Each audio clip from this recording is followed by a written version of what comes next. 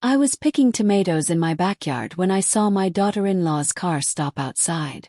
She didn't knock. She just walked straight to my kitchen window and started taking pictures with her phone. I ducked behind the tomato plants and watched. Jennifer was measuring my kitchen with her hands, counting the windows and talking to herself. Perfect. Mom and Dad can sleep here. The brothers can share that room. My hands started shaking. Was she planning to take my home? I stayed hidden and kept listening. Jennifer pulled out a notebook and started writing. Get rid of the old furniture. Paint everything white. Maybe knock down this wall to make more space. My heart felt like it was going to jump out of my chest. This house was mine. Built it. Paid for it. And now someone wanted to take it away like it was nothing. I waited until she left. Then I sat on my porch steps and cried. Not because I was sad. 'Cause I was angry. Angrier than I'd ever been in my whole life. The next morning my phone rang. It was my son Marcus. Mom, Jennifer and I want to talk to you about something important. Can we come over for lunch?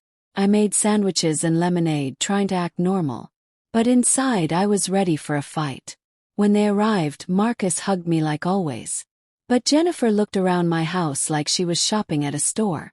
During lunch, Marcus cleared his throat. Mom, we've been thinking. This house is too big for you. You're 70 years old. What if you fall? What if something bad happens and nobody is here to help? Put down my sandwich. I'm fine. I can take care of myself. Jennifer jumped in quickly. But wouldn't it be nice to have family around? We could all live here together. My parents need a place. My brothers just lost their jobs. We could be one big happy family. I looked at Marcus. My sweet boy who used to help me plant flowers. Now he just stared at his plate. One big family, I repeated slowly. In my house. Jennifer smiled. Exactly. And you wouldn't have to worry about anything. We'd handle everything. That night I couldn't sleep. I walked through every room remembering. This bedroom was where I rocked Marcus to sleep when he had bad dreams. This kitchen was where I taught him to make pancakes. This living room was where we danced on his 10th birthday. I built this house with my own money. I worked 3 jobs after my husband died. I cleaned offices at night. I sold vegetables at the market on weekends. I sewed clothes for people in the neighborhood. Every single brick in this house came from my hard work. Nobody gave me anything. I earned it all myself. And now they wanted to take it. Just like that. I sat on my bed and made a decision. If they wanted to play games, I could play too. But I would win. The next morning I called my friend Rosa. She used to work at a real estate office. Rosa, I need your help. I want to sell my house. Yes. And I don't want anyone to know until it's done. Rosa was quiet for a second. Are you sure, Betty? This is your home. I'm sure, I said. More sure than I've ever been about anything. Rosa came over that afternoon with papers and a calculator. We sat at my kitchen table, the same table where I'd fed my son for 20 years. Your house is worth about $200,000, Rosa said. Maybe more if we wait for the right buyer. I shook my head. I don't want to wait. I want to sell it now. This week if we can. Rosa looked worried. Betty, what's going on? Why the rush? I told her everything. About Jennifer measuring my kitchen. About Marcus asking me to let them all move in. About how they talked like my house was already theirs. Rosa got angry. Her face turned red. That's terrible.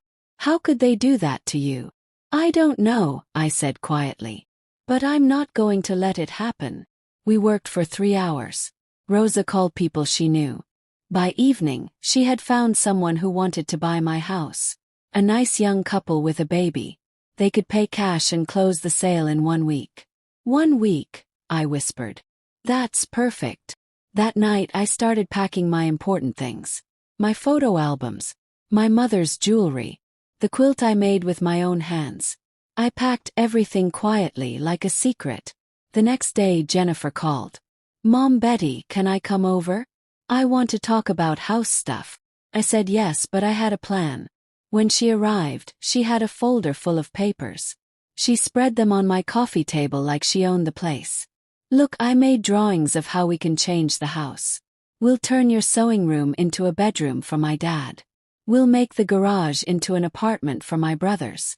We'll build a big deck in the backyard for family parties. I looked at her drawings. She had planned everything. Every single room. My whole house. Redesigned. What about me? Asked. Where do I go in these plans? Jennifer patted my hand like I was a little kid. Oh, don't worry. We found a really nice senior home. Has activities and nurses and everything. You'll make lots of friends.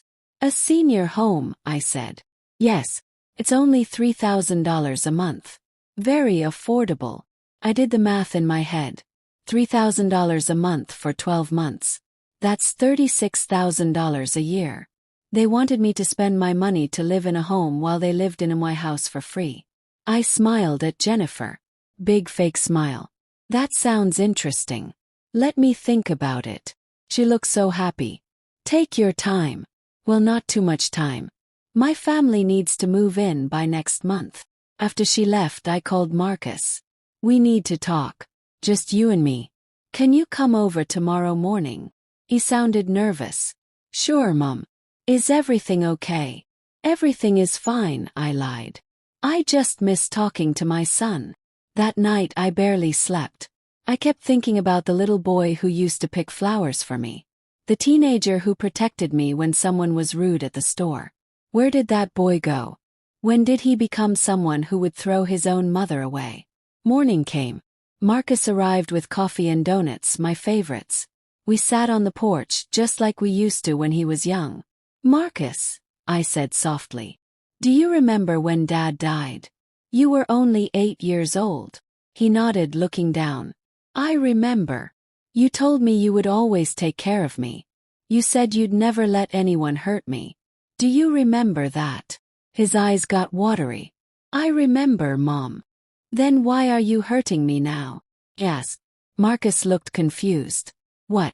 I'm not hurting you. We're trying to help. Help? I laughed, but it wasn't a happy laugh. You want to put me in a home and take my house. That's not help. That's stealing. Mom, no. It's not like that. Jennifer just thought. Jennifer thought, I interrupted. What about what you think? What about what I think? This is a house, Marcus. Not yours.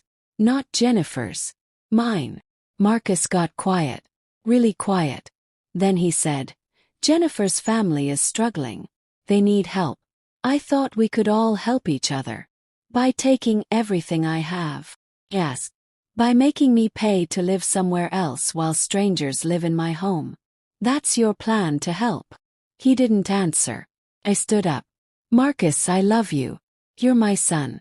But I won't let you do this to me. I worked too hard. I sacrificed too much. This house is mine, and it's going to stay mine. He left without finishing his coffee. I watched him drive away, and I wondered if I'd ever see him again. The next 3 days went by so fast. Rosa brought the young couple to see the house. They loved it. They loved my garden. They loved the yellow paint in the kitchen. They loved everything. We'll take good care of it, the young woman said. We can feel the love in this house. I signed the papers. The money went into my bank account. $200,000. More money than I'd ever had at one time. Rosa helped me find a small apartment across town. 2 bedrooms, 1 bathroom, a tiny kitchen. It was perfect for me. Quiet. And most importantly, it was mine. Nobody could take it from me. On moving day, I hired people to help me pack. They worked fast, loading everything into a big truck. My neighbors came out to watch. Mrs. Chen from next door asked, Betty, where are you going? Are you okay? I'm perfect, I told her. I'm starting a new life. Just as the truck was pulling away, Marcus and Jennifer drove up. They jumped out of the car, looking confused and scared. Mom, what's happening? Why is there a moving truck? Marcus shouted. I walked over to them slowly. I'm moving. Jennifer's mouth dropped open. Moving. Moving where? What about our plans? Your plans, said. You mean your plans? The plans you made without asking me. Marcus grabbed my arm. Mom, wait. We can talk about this. Don't make any crazy decisions. Pulled my arm away. I already made my decision. I sold the house. The color drained from Marcus's face. You what? I sold it. The new owners move in tomorrow. Jennifer started yelling. You can't do that. We had an agreement. We never had an agreement, I said firmly. You made plans in your head. You never asked what I wanted. Marcus looked like he might cry. Where will we live? We already told Jennifer's family they could move in. They're coming next week. I picked up my purse and my last box. That's not my problem anymore. Jennifer got right in my face. You're being selfish. What about family? What about helping people who need you? I looked her straight in the eyes. I helped people my whole life. I helped Marcus when his father died. I helped you when you had no money for your wedding. Helped everyone. Now I'm helping myself. But where are we supposed to go? Marcus yelled, his voice breaking. I turned around one last time. You're not going to live here. This house is sold. Find somewhere else. I got in Rosa's car and we drove away. In the mirror, I could see them standing in my driveway, looking lost and angry. But I didn't feel bad. Not even a little bit. For the first time in years I felt free. My new apartment was small but perfect. I painted the walls light blue, my favorite color. I hung my pictures. I put my mother's quilt on my bed. I arranged my books on new shelves. Every day I woke up happy. Nobody was planning to take my home. Nobody was treating me like I didn't matter. I was just Betty, living her own life in her own space. The first week Marcus called 15 times. I didn't answer. Jennifer sent angry text messages. I blocked her number. I needed space. I needed peace. My friend Rosa visited every Tuesday. We drank tea and played cards. My neighbor in the apartment next door, Mr. Wilson, was very nice. He was a retired teacher. We talked about books and gardening. 1 month passed. Then 2 months. I started going to a senior center near my apartment. Not because I needed help, but because they had fun activities. Painting classes, book clubs, exercise groups. I made new friends. People who respected me. People who didn't want anything from me except friendship. One day, I was painting a picture of flowers when someone tapped my shoulder. It was Marcus.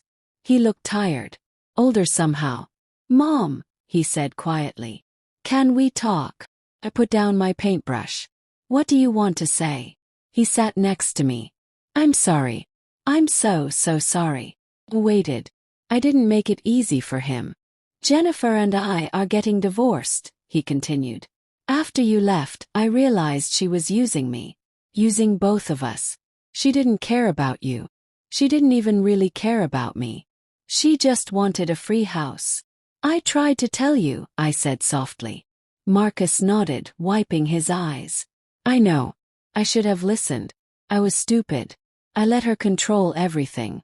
Forgot who raised me. I forgot what you taught me about respect and honesty. We sat in silence for a minute. Around us, other people were painting and laughing. I don't expect you to forgive me right away, Marcus said. But I want to try to be a better son. The son you deserve. I looked at him. Really looked at him. I could see my little boy in there somewhere. Under all the mistakes and bad choices. It's going to take time, I told him. You hurt me badly. I know, he whispered. I'll wait as long as it takes. Over the next few months, Marcus visited me every week. At first, our visits were short and awkward. We talked about the weather, about TV shows, small safe things. But slowly we started talking about real stuff. He told me how Jennifer had controlled all their money, how she made him feel guilty for caring about me, how she said I was too old to manage my own life. She made me feel like I was being a good son by taking your house, Marcus explained one day. She said you'd be happier in a home. That we'd be doing you a favor. I shook my head. Marcus, I raised you better than that. Deep down you knew it was wrong. You just didn't want to see it. He agreed. You're right. I was weak. I won't make that mistake again. My new life got better and better. I started volunteering at a library near my apartment. I helped kids learn to read. One little girl reminded me of myself when I was young. Her name was Sophia. She lived with her grandmother too.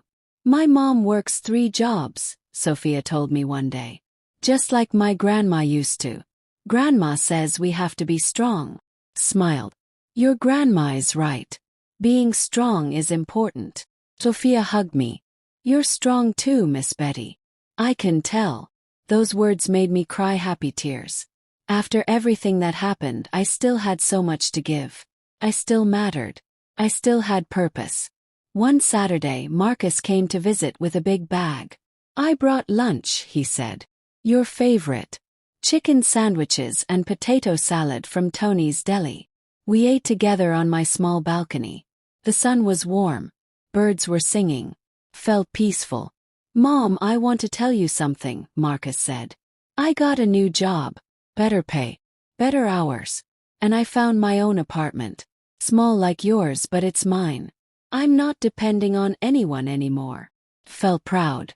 That's wonderful, Marcus. I learned that from you, he said. You showed me that standing on your own 2 feet matters. That self-respect is everything. We talked for hours that day. Really talked. Like we used to before Jennifer came into our lives. He told me about his childhood memories. Remember when I was 10 and I broke your favorite lamp-playing ball in the house? I laughed. Oh, I remember. You were so scared. You didn't yell, Marcus said. You just made me work extra chores to pay for a new one. You taught me responsibility. I tried my best, I said. Being a single mom was hard. I made lots of mistakes. Marcus shook his head. You didn't make mistakes. You were perfect. You are perfect. And I'm the one who messed up. More time passed. 6 months. Then 8 months. Marcus and I rebuilt our relationship slowly, carefully. It was different now. Not like before. But maybe better in some ways. More honest. More real. One day he brought me a gift. Photo album. I made this for you, he said. Pictures of us through the years. From when I was a baby until now. So you never forget how much you mean to me. I looked through the pages. There I was, young and tired, holding baby Marcus. There we were at his first day of school. His graduation. His wedding to Jennifer. I stopped at the wedding picture. You looked so happy that day, I said. Marcus sighed. I thought I was. But real happiness is what I feel now. Free. Honest. In control of my own life. What about Jennifer? Asked. Where is she now? Living with her parents, Marcus said. They never did move in anywhere. Turns out nobody wanted to help them once there was no free house involved. Jennifer texts me sometimes, saying she's sorry. But I know she's not really sorry. She's just sorry she lost. Closed the album. I'm not happy your marriage ended, Marcus. I never wanted that. I know, Mom. But it was the right thing. I was living a lie. Now I'm living the truth. We hugged. A real long, tight hug. The kind we used to give each other when he was little and had a bad day at school. I love you, Mom, he whispered. I love you too, baby, I said. That night, I sat on my balcony with a cup of tea. I thought about everything that happened. Losing my house. Losing my son for a while. Finding myself again. I was 71 now. Older. But also stronger. Wiser. More sure of who I was. My friend Rosa called. Betty. Guess what? I'm coming over with cookies. I made your favorite. Chocolate chip. Come on over, I laughed. I'll make coffee. Rosa arrived 20 minutes later. We sat in my little kitchen, eating cookies and talking about everything and nothing. You seem really happy, Rosa said. Happier than I've seen you in years. I am happy, I admitted. I know I lost my house. I know things were hard. But I gained something more important. What's that? Rosa asked. Myself, I said simply. I gained myself back. For years I was trying to make everyone else happy. Marcus, Jennifer, everyone. I forgot about me. But when I sold that house and moved here, I remembered who Betty really is. And I like her. Rosa hugged me. I like her too. She's brave and strong and doesn't take any nonsense from anyone. We laughed until our stomachs hurt. Later that week, I went back to the senior center for my painting class. My teacher, Mrs. Park, was very kind. She always encouraged everyone. "Betty, your flowers are beautiful," she said. "You have real talent." "Thank you," I said. "Painting makes me feel calm. Like all my worries disappear." "That's what art does," Mrs. Park smiled. "It heals us." An older man in the class, George, came over to look at my painting. "That's really good. You should sell these." I laughed. "Oh, I don't know about that." "I'm serious," George said. "My daughter owns a small gift shop. She's always looking for local art. I could introduce you." 2 weeks later, I met George's daughter, Amanda. She loved my flower paintings. "These are perfect. People love handmade art. I'll take 10 paintings to start. I'll pay you $50 each." $50. For something I enjoyed doing anyway. I went home and painted like crazy. Sunflowers, roses, tulips, every flower I could think of. Amanda sold all 10 paintings in 1 month. Then she ordered 20 more. Suddenly I had a little business. Money coming in from my own art. At 71 years old, I was starting a new career. Marcus was so proud when I told him. "Mom, that's amazing. You're like a professional artist now." "Oh, stop," I blushed. "I'm just an old lady who likes to paint." "No," Marcus said firmly. "You're a talented artist who worked hard and built something from nothing. Again. Just like you always do." His words meant everything to me.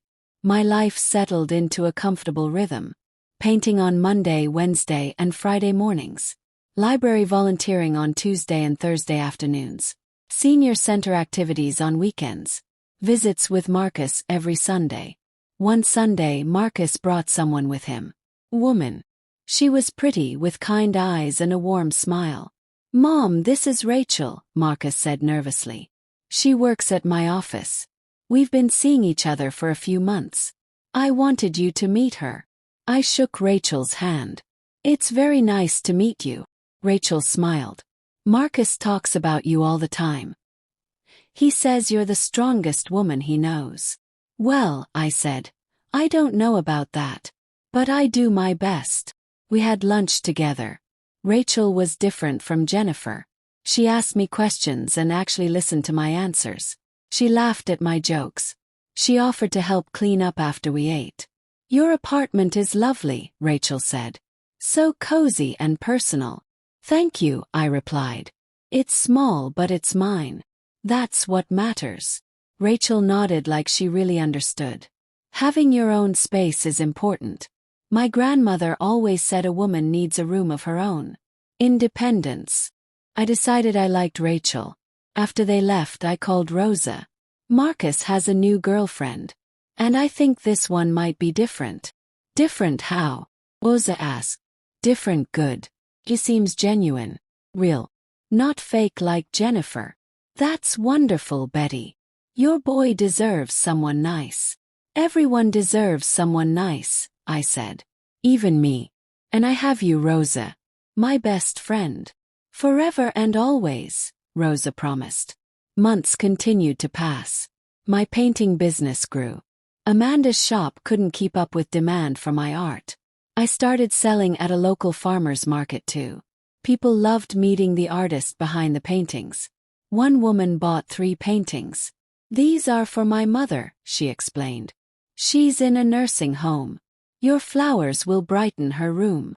I thought about how close I came to being in a nursing home myself. How Jennifer and Marcus had planned it all out. But instead I was here. Free. Creating art. Living life on my own terms. "I hope your mother enjoys them," I told the woman. "And I hope she knows someone loves her very much." The woman's eyes got teary. "Thank you. That means a lot." 1 year after I sold my house, Rosa threw me a party. She invited all my new friends from the senior center, the library volunteers, Marcus and Rachel. "What's this for?" I asked, confused. "It's your Independence Day," Rosa announced. "1 year ago you took control of your life. That deserves a celebration." Everyone clapped. There was cake and music and laughter. Marcus made a speech. "My mom taught me something important this year. She taught me that it's never too late to stand up for yourself. It's never too late to say no. It's never too late to choose your own happiness." "Mom, I'm sorry I forgot that for a while. But I'll never forget it again." I was crying. Happy tears this time. Rachel came over and hugged me. "You're an inspiration, Betty. To all of us." "Oh, stop," I said, wiping my eyes. "I just did what I had to do." "No," Marcus said firmly. "You did what was right. There's a difference."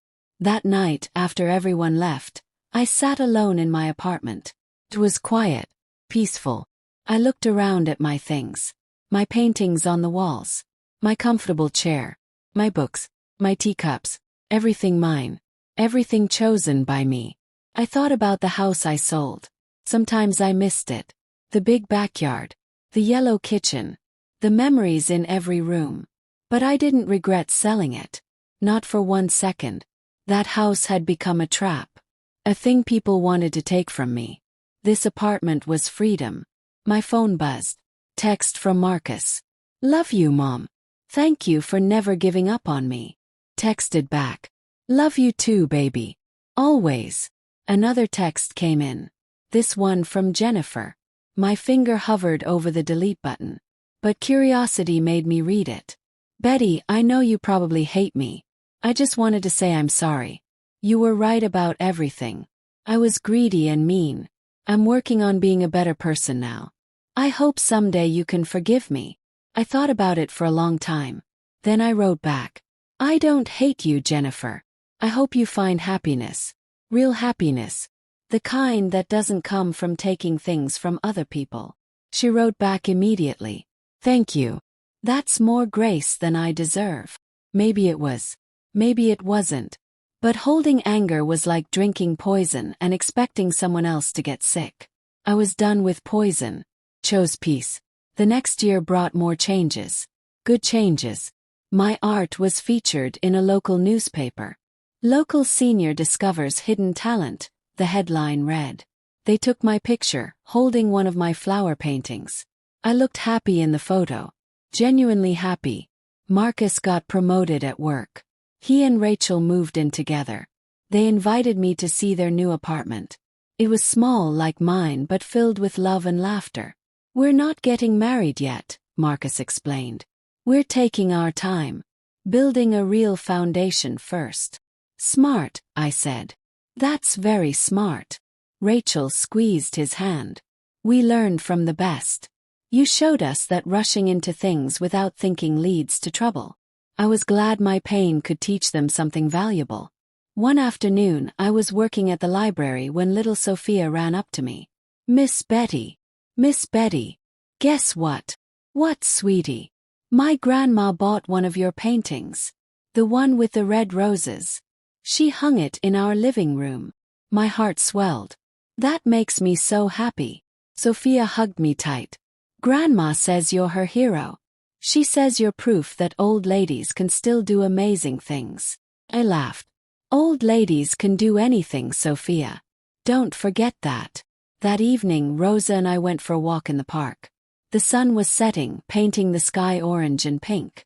"Beautiful," Rosa sighed. "Makes you grateful to be alive." "Every day lately makes me grateful," I admitted. Even though bad things happened, even though I lost my house, I found something better. I found myself. Rosa linked her arm through mine. "You know what I think? I think you've always been strong. You just forgot for a little while. But you remembered just in time." "Just in time," I echoed. We walked in comfortable silence.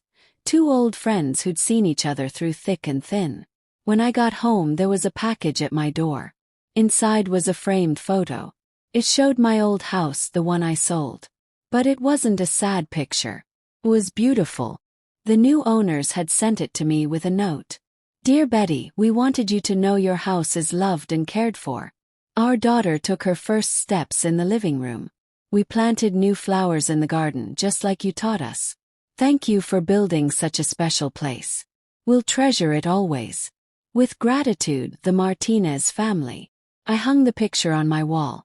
Not because I wanted my house back, but because it was nice to know something I built with love was still spreading love. That night I made my favorite dinner. Chicken soup with vegetables. Simple, warm, comforting. As I ate, I thought about everything that led me here. Being widowed young. Raising Marcus alone. Working 3 jobs. Building a house. Almost losing everything. Finding the courage to say no. Starting over at 70. It wasn't the life I'd planned.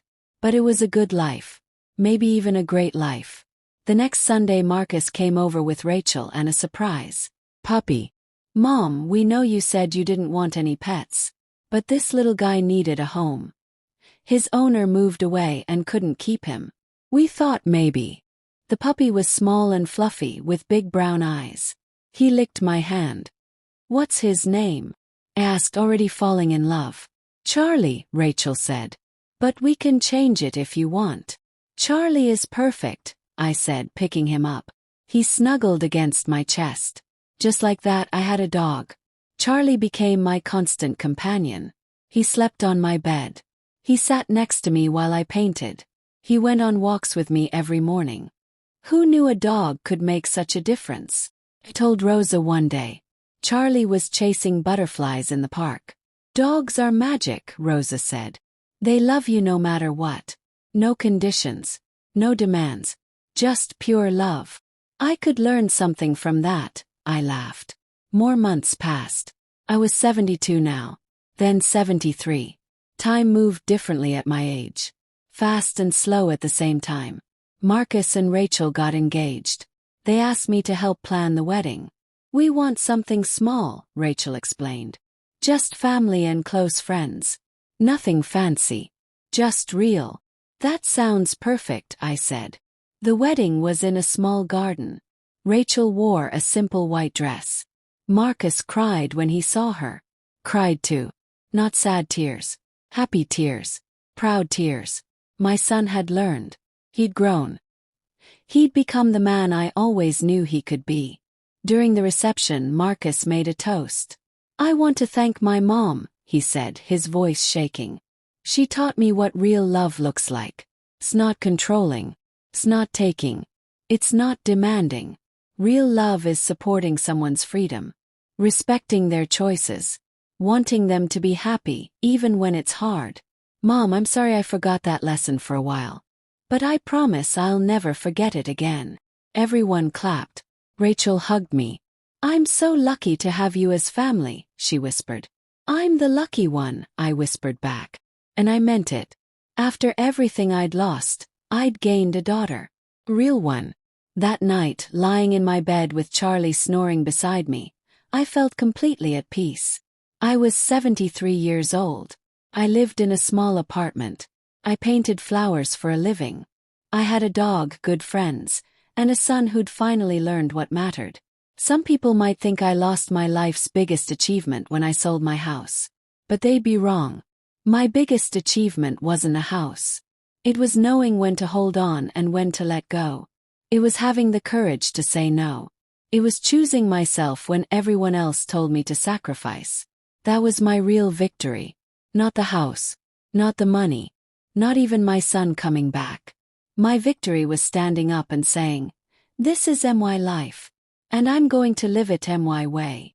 A few months later I got an unexpected call. It was Jennifer. Betty, I know I have no right to ask. But can we meet? I need to tell you something. Face to face. I hesitated. Then agreed. We met at a coffee shop. Jennifer looked different. Thinner. Older. Tired. Thank you for seeing me, she said quietly. I wasn't sure you would. I almost didn't, I admitted. What do you want, Jennifer? She took a deep breath. I'm in therapy now. Working on myself. My therapist said I need to make amends to people I hurt. You're at the top of that list. I waited. She continued. I was wrong. About everything. I treated you terribly. I tried to steal your house. I turned your son against you. I was greedy and cruel and selfish. And I'm sorry. Truly, deeply sorry. I studied her face. She seemed sincere. Why did you do it? Yes. Why did you want my house so badly? Jennifer's eyes filled with tears. Because I grew up poor. Really poor. I always felt like I didn't have enough. Like I needed more and more to feel safe. When I saw your house, I didn't see your home. I saw an opportunity. A way to finally have enough. But it was never about the house. It was about my own fear and greed. So you were going to fix your fear by hurting me? Said. That doesn't make sense. I know, Jennifer said. Nothing about what I did makes sense. I was sick. I'm still sick. But I'm working on getting better. We sat in silence for a moment. I forgive you, I finally said. Jennifer looked shocked. You do. Yes. Not because what you did was okay. It wasn't. But because holding anger hurts me more than it hurts you. So yes, I forgive you. But that doesn't mean I trust you. Trust has to be earned. Jennifer nodded, wiping her tears. I understand. Thank you, Betty. You're a better person than I deserve. After she left, I felt lighter. Forgiveness was strange like that. It wasn't for her. It was for me. Later that week, I had my regular painting class at the senior center. Mrs. Park had exciting news. Betty, the community center wants to display your art. They're having an exhibition next month. You'd be one of the featured artists. Really? Gasped. Me? Yes, you. Mrs. Park laughed. Your work is wonderful. You deserve to be celebrated. The exhibition was on a Saturday. Marcus, Rachel, Rosa, Mr. Wilson, George, Amanda, Sophia, and her grandmother. Everyone I loved came to see my paintings on the wall. There must have been 30 of my paintings hanging in the gallery. Flowers of every color. Each one painted with love and care. People walked around admiring them, commenting on the colors, the details, the feeling they gave. Your mother is very talented, someone said to Marcus. He smiled proudly. Yes, she is. She's talented at everything she does. At the end of the night, the center director made an announcement. We're happy to announce that Betty Thompson has sold 17 paintings tonight. Let's give her a round of applause. Everyone clapped. I stood there overwhelmed. 17 paintings sold. That was over $800 in one night. But more than the money, it was the recognition, the respect. People valued what I created. They saw worth in my work. After the exhibition, we all went out for ice cream. Even Charlie came along, sitting at my feet under the table. This is one of the best nights of my life, I told everyone. Sophia smiled with chocolate ice cream on her face. You're famous now, Miss Betty. Not famous, I laughed. Just happy. Rachel squeezed my hand. You inspire all of us. You really do. Driving home that night, I looked out the window at the city lights. I thought about the scared woman I'd been 2 years ago, hiding behind tomato plants, listening to Jennifer plan to steal her house. That woman felt powerless, trapped, afraid. But I wasn't that woman anymore. I was someone new, someone stronger, someone who knew her own value. The next morning I woke up early. Charlie needed his walk. As we strolled through the park, I saw an older woman sitting on a bench, crying. I almost walked past. It wasn't my business. But something made me stop. Are you okay? I asked gently. The woman looked up. She was maybe 65, with gray hair and sad eyes. I don't know what to do, she said. My daughter wants me to sell my house. She says I'm too old to live alone. But it's my home. I built it with my husband before he died. It's all I have left of him. My heart ached. I sat down next to her. Can I tell you a story? Yes. She nodded. So I told her everything. About Jennifer and Marcus. About the phone call. About selling my house on my own terms. About finding freedom in a small apartment. About learning that home isn't a building, it's a feeling. The woman listened with wide eyes. When I finished, she was quiet for a long moment. "You really did all that?" she finally asked. "I really did," I confirmed. "And if I could do it at 70, you can do it too. Whatever you decide, make sure it's your choice. Not your daughter's. Not anyone else's. Yours." The woman started crying again. But this time they were different tears. "Thank you," she whispered. "Thank you so much. I thought I was crazy for wanting to keep my house. Everyone tells me I'm being difficult." "You're not crazy," I said firmly. "You're protecting what's yours. That's not difficult. That's strong." I gave her my phone number. "If you need someone to talk to, call me. I've been where you are." "I understand." She hugged me tight. "You're an angel." "No," I smiled. "Just someone who learned the hard way. But now I can help others learn the easier way." That encounter stayed with me for days. Maybe my pain had a purpose. Maybe going through that terrible time with Jennifer and Marcus meant I could help other people facing the same thing. I talked to Rosa about it. What if I started a support group for older people dealing with family pressure about their homes and money? Rosa loved the idea. "Betty, that's brilliant. You could meet at the senior center. I bet lots of people need that kind of help."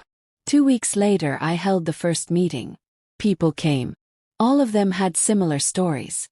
Children who wanted their houses. Relatives who called them too old to manage their own lives. Families who saw them as burdens instead of people. We sat in a circle and shared our stories. Some people cried. Some people got angry.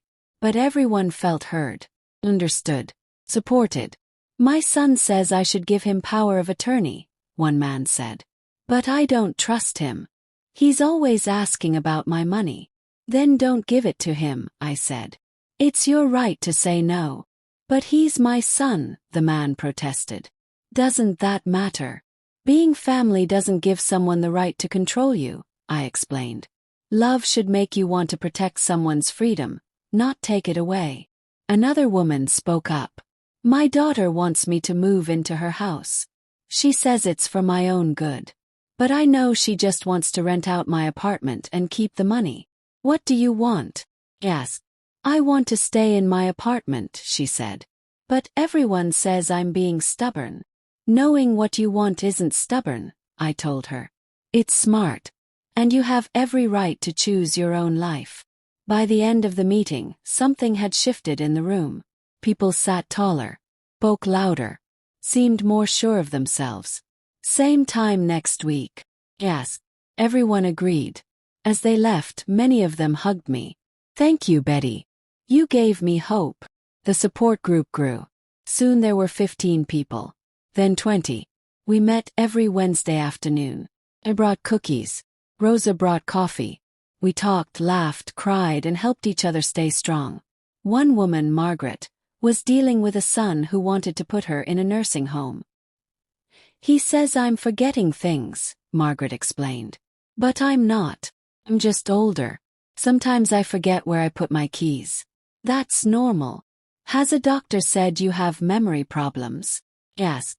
"No," Margaret said. "My doctor says I'm fine for my age. But my son doesn't believe it. He says the doctor doesn't know what he's talking about." "Then your son is wrong," I said firmly. "If your doctor says you're okay, you're okay. Don't let your son bully you into thinking you're incompetent." Margaret started crying.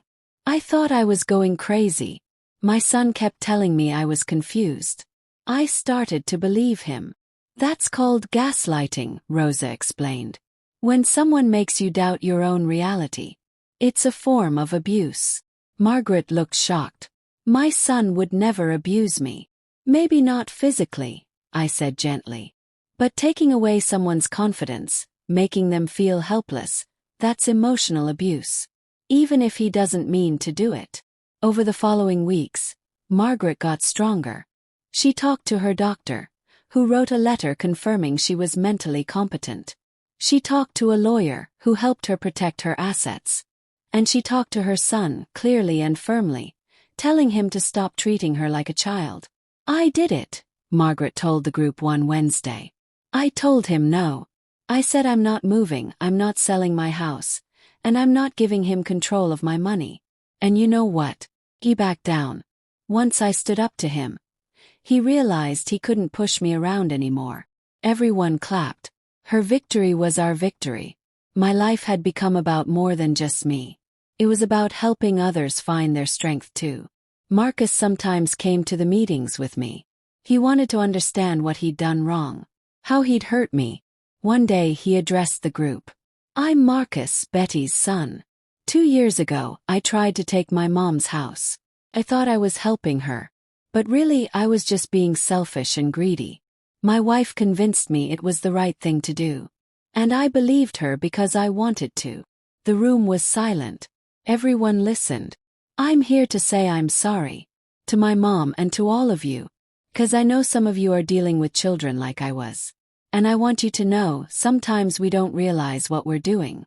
But that doesn't make it right. Your children should respect you, support you, not try to take from you. Several people had tears in their eyes. After the meeting, an older man approached Marcus. Thank you for saying that. I've been wondering if my daughter really understands how much she's hurting me. Maybe she doesn't. Maybe I need to tell her more clearly. Marcus nodded. Talk to her. Be honest. I'm so grateful my mom didn't give up on me. That she let me see my mistakes and fix them. Give your daughter that same chance. I was so proud of Marcus in that moment. He'd grown so much. 1 year turned into 2. Then 3. I was 75 now. My painting business was thriving. My support group was strong and growing.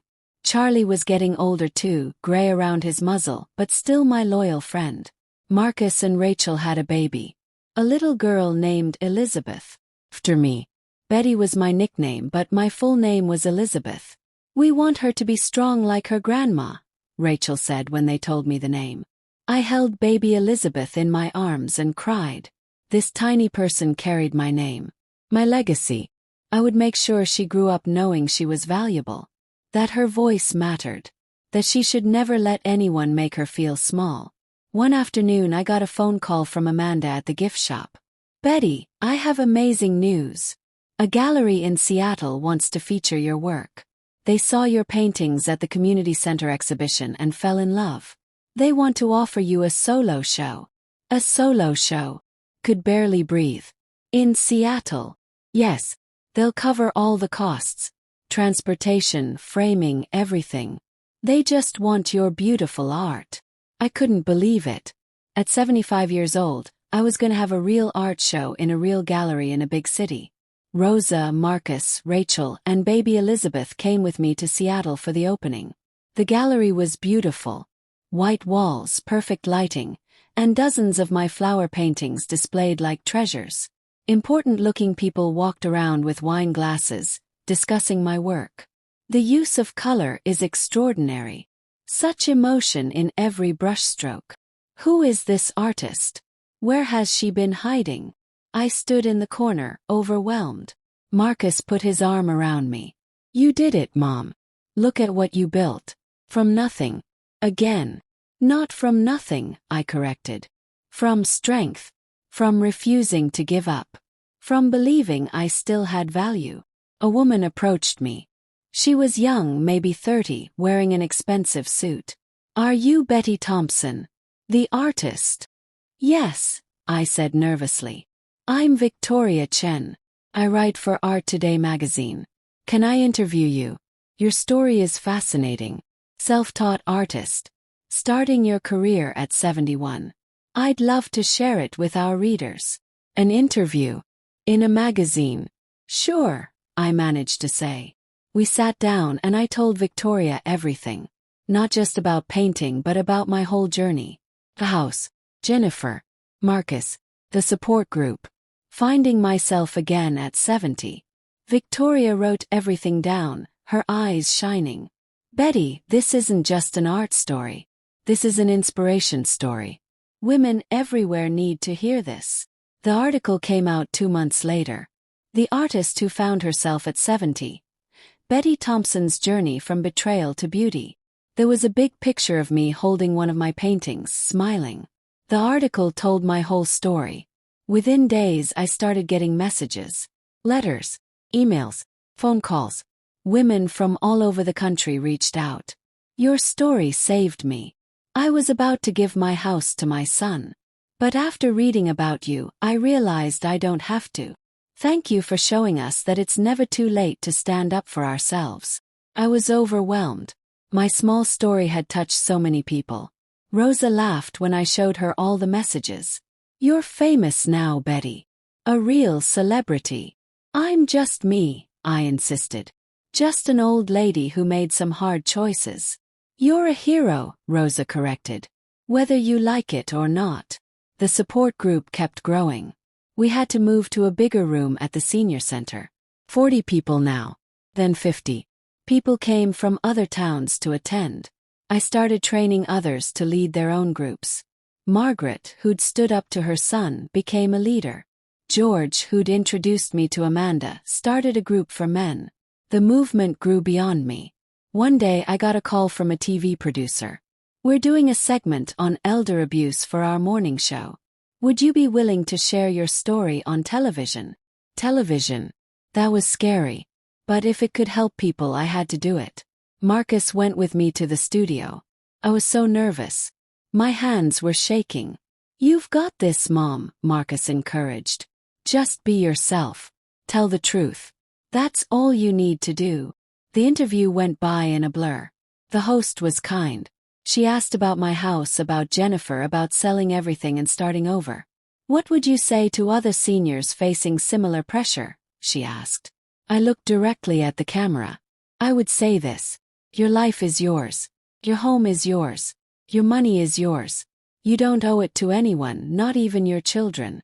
If you worked for it, you earned it, and you have every right to keep it. Being old doesn't mean being helpless. Stand up. And don't feel guilty about it. The host smiled. What about family? Isn't there a balance between helping family and protecting yourself? Real family doesn't ask you to give up everything, I said. Real family supports your independence. They want you to be happy and safe. If someone is pressuring you to give them your house or your money, that's not love. That's greed. And you don't have to accept it. After the show aired, my phone didn't stop ringing for days. More interviews. More messages. More people wanting to share their stories. I became an accidental advocate for elder rights. Me, Betty Thompson, who just wanted to paint flowers and live in peace. But life had other plans. Sometimes our pain becomes our purpose. 6 months later, I was invited to speak at a conference about elder abuse. Hundreds of people attended. Social workers, lawyers, caregivers, seniors. I stood at the podium, looking out at all those faces. My name is Betty Thompson, I began. 3 years ago, I almost lost everything. My house, my dignity, my relationship with my son. But I didn't lose it. 'Cause I made a choice. Chose myself. And that choice changed my life. I told them the whole story. Every detail. The hiding behind the tomato plants.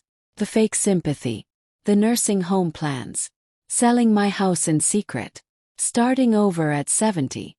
By the end, many people were crying.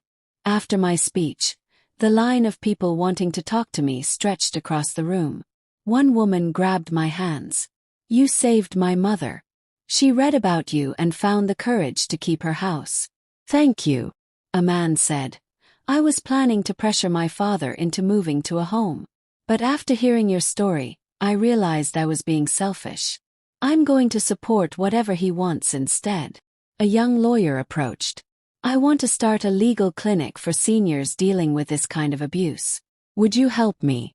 Be an advisor. I agreed. Why not? I had the time, the experience, and the passion.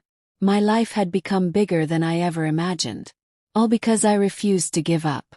One evening, I was sitting on my balcony with Charlie when Marcus stopped by. He had little Elizabeth with him. She was 2 now, walking and talking. Gamma! She squealed, running to me. I picked her up and covered her face with kisses. Marcus sat down with a sigh. Mom, I need to tell you something. My heart skipped. What's wrong? Nothing's wrong, he smiled.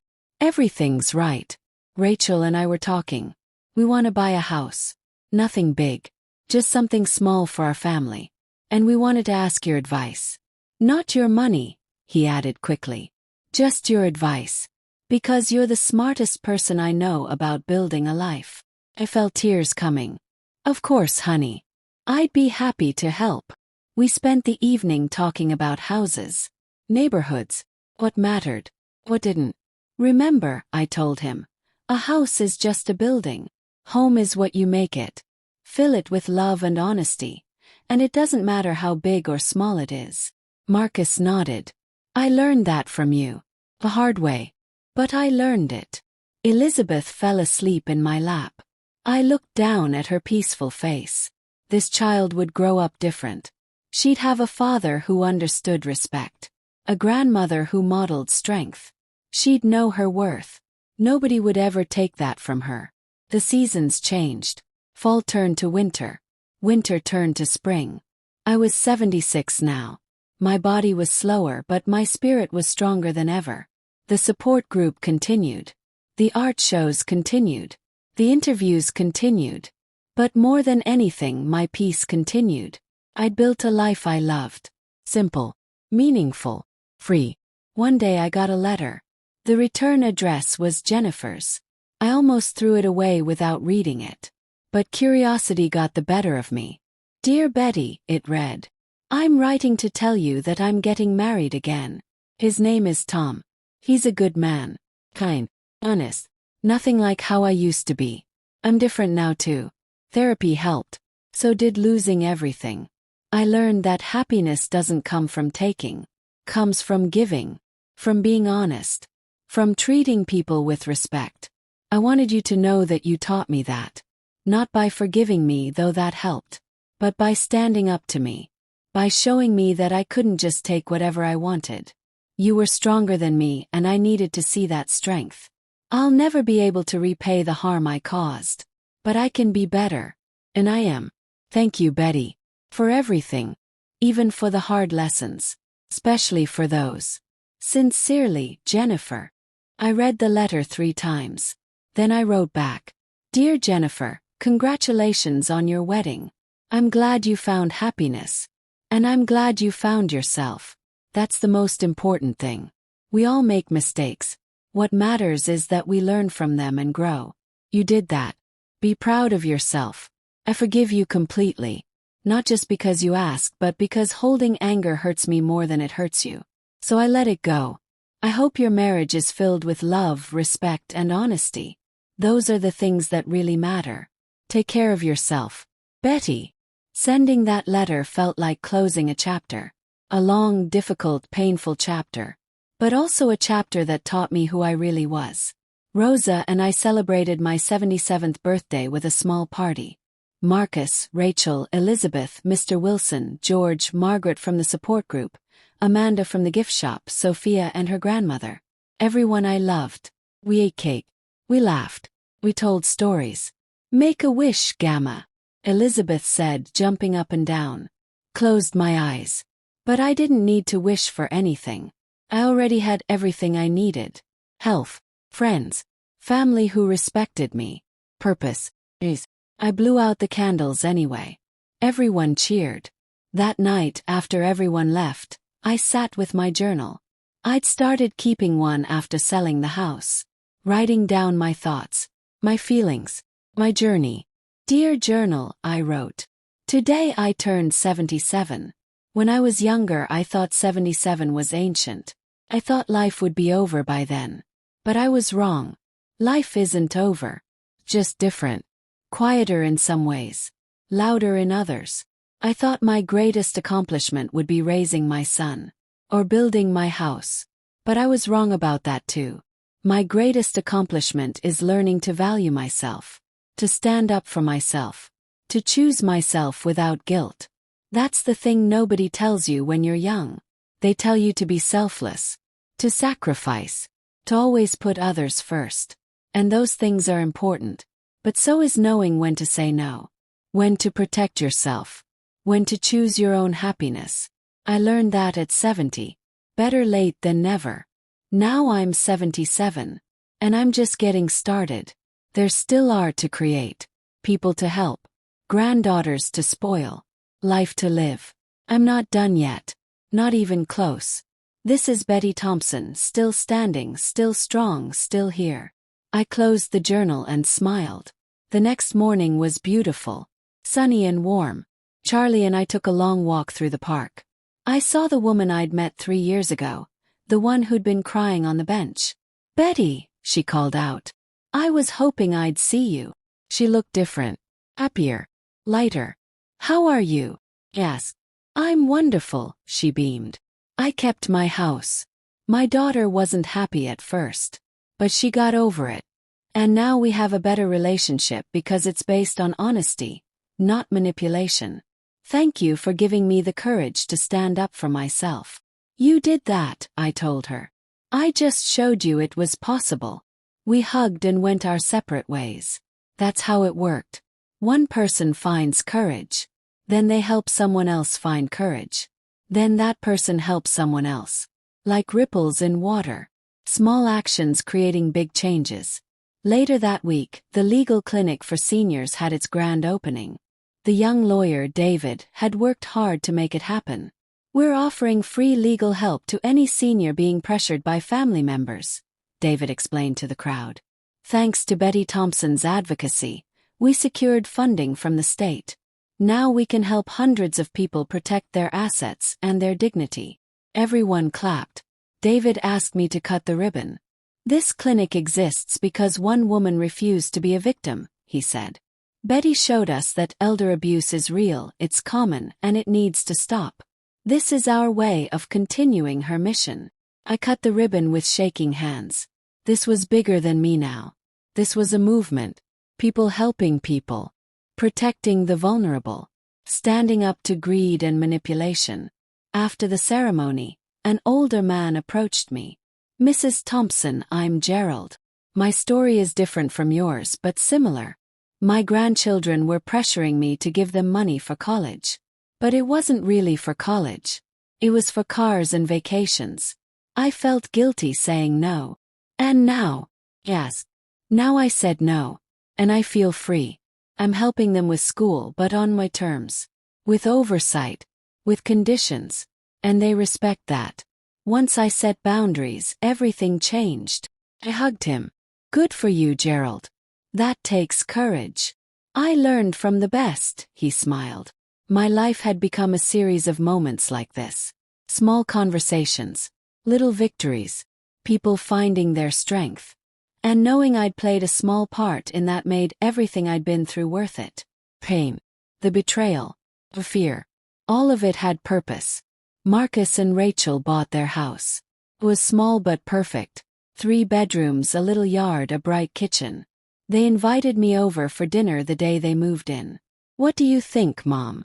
Marcus asked nervously. "It's beautiful," I said honestly. "It feels like home already." Rachel squeezed my hand. "We want you to know you're always welcome here. This is your home too. Whenever you want to visit, stay overnight, anything. Our door is always open." "And we mean that," Marcus added. "Not like before. This isn't about taking from you or using you. This is real. We want you in our lives because we love you." I believed them. Because actions matched words now. They'd proven themselves over the past 3 years. Elizabeth ran up to me. "Gamma, come see my room. It's pink." I let her drag me upstairs to see her princess-themed bedroom. She was so excited, showing me every toy, every book, every stuffed animal. "And look," she pointed to the wall. There was a framed picture of me holding her as a baby.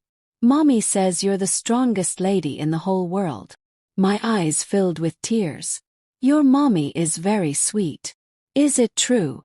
Elizabeth asked seriously. "Are you the strongest?" "I don't know about the strongest," I said. "But I try my best. And someday you'll be strong too." "Like you?" she asked. "Even better than me," I promised. That night, lying in bed, I thought about how far I'd come. From hiding behind tomato plants to speaking at conferences. From almost losing everything to building something even better. Life was funny that way. Sometimes you had to lose everything to find yourself. Sometimes the worst thing that happened turned into the best thing. I wouldn't have chosen this path. I wouldn't have wanted the pain, the betrayal, the heartbreak. But I couldn't deny that it shaped me, made me stronger, gave me purpose. Would I go back and change it if I could? Maybe. Maybe not. Because if I changed it, I wouldn't be who I am now. And I liked who I was now. Betty Thompson. Artist. Advocate. Grandmother. Survivor. Fighter. Free woman. The months continued to flow by like a gentle river. My routines brought me comfort. Painting in the mornings. Walking Charlie in the afternoons. Support group on Wednesdays. Family dinners on Sundays. Simple. Peaceful. Perfect. One Wednesday, a new person came to the support group. She was younger than most of us. Maybe 55. She introduced herself as Patricia. "I'm not sure I belong here," Patricia said nervously. "I'm not that old. But my children are already talking about my future. About what I should do with my house when I'm older. They're planning my life, and I'm not even 60 yet." "You belong here," I assured her. "This isn't about age. It's about respect. About boundaries. About people trying to control you when they shouldn't." Patricia started crying. "They make me feel crazy. Like I'm being difficult for wanting to keep my independence." "You're not crazy," everyone said together. That meeting was powerful. We all shared our ages. Some were in their 60s. Some in their 80s. Some, like me, in their 70s. But age didn't matter. What mattered was standing up for ourselves. Patricia came every week after that. She grew stronger. Set boundaries with her children. Stopped feeling guilty for wanting to live her own life. "You all saved me," she told the group. "I was heading down a bad path. My kids would have controlled everything. But now I see clearly. Have rights. Have value. I matter." "Yes, you do," I said. "We all do." The support group became my passion project. More important than painting. More important than anything except my family. Because this was about helping people the way I wished someone had helped me. If I'd had a Betty Thompson in my life 3 years ago, maybe things would have been easier. Maybe I wouldn't have felt so alone. So I became that person for others. The helper. The encourager. The voice saying, "You're not crazy. You're not wrong. You matter." One day I got a call from a television producer.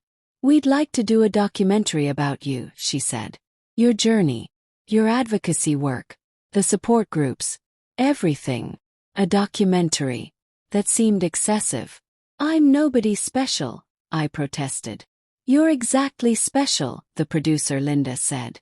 "You represent millions of seniors facing the same struggles. Your story could change lives." After talking with Marcus and Rosa, I agreed. The film crew followed me for 3 months. They filmed me painting, leading support groups, talking with people at the legal clinic, playing with Elizabeth, walking Charlie. They interviewed Marcus and Rachel. Even Jennifer agreed to be interviewed. "What do you want people to know?" Linda asked me during one of the final interviews. I thought carefully before answering. "I want people to know it's never too late. It's never too late to change. To stand up. Say no. To start over. I did it at 70. You can do it at any age." "What would you say to families who might be doing what Marcus and Jennifer did?" Linda asked. "I'd say think about what you're really doing. Are you helping? Or are you taking? Are you respecting your parents? Or controlling them? Real love means supporting someone's independence, not destroying it. If you truly care about your parents, you'll want them to be happy, not just obedient." The documentary was called Never Too Late, Betty Thompson's story. It premiered at a film festival and won an award. Then it was released online and on television. Millions of people watched it. My quiet little life suddenly became very public. I got recognized at the grocery store, the park, at restaurants. "You're Betty Thompson. You're my hero. Your story saved my mother. Thank you for speaking up for us." It was overwhelming, but also gratifying. If my pain could help others, then it was worth it. All of it. 1 year later, I was invited to Washington, D.C. to testify before Congress. They were considering new laws to protect seniors from financial abuse. "Tell us your story," the committee chairman said. So I did. Right there, in front of senators and representatives and cameras and reporters. I told them about Jennifer and Marcus, about the nursing home plan, about selling my house, about everything. "Elder abuse is an epidemic," I said. "Families are stealing from their own parents and grandparents, and the victims are too ashamed to speak up. They don't want to get their children in trouble. They don't want to seem like bad parents, so they suffer in silence. But it needs to stop. We need stronger laws, better protections, more resources for seniors to get help." The committee listened. They asked questions. They took notes. 3 months later, a new law passed. The Elder Protection Act. It included stronger penalties for financial exploitation, more funding for legal clinics, better resources for reporting abuse. "You did this, Mom," Marcus said when we heard the news. "This law exists because of you." "Not just me," I corrected. "Everyone who spoke up. Everyone who shared their story. We did this together." But still it felt amazing. My little fight in my little town had sparked something bigger. National change. Real protection for real people.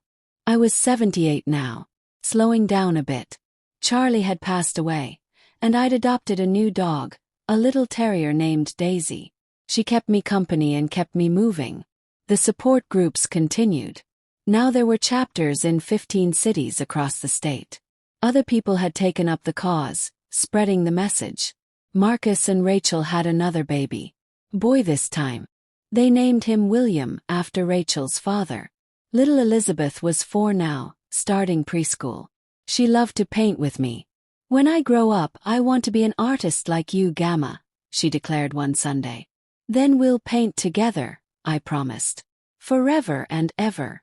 "Forever and ever," she agreed. Life was good. Really truly good. Not perfect. I still had aches and pains. Still had days when I missed my old house. Still had moments of sadness. But overall, I was happy, content, peace. One afternoon, I was organizing old photos when I found a picture from 30 years ago. Me and Marcus, standing in front of the house I just finished building. We were both smiling, covered in paint, exhausted but proud. That house represented everything to me back then. My achievement, my security, my legacy. But now I understood. The house was never the achievement. The achievement was surviving, persevering, standing back up every time life knocked me down. The achievement was saying no when everyone expected me to say yes. The achievement was choosing myself. The house was just a house. I was the real masterpiece. I had built myself brick by brick, choice by choice, into someone strong, someone worthy, someone free. And nobody could ever take that away from me. Not Jennifer.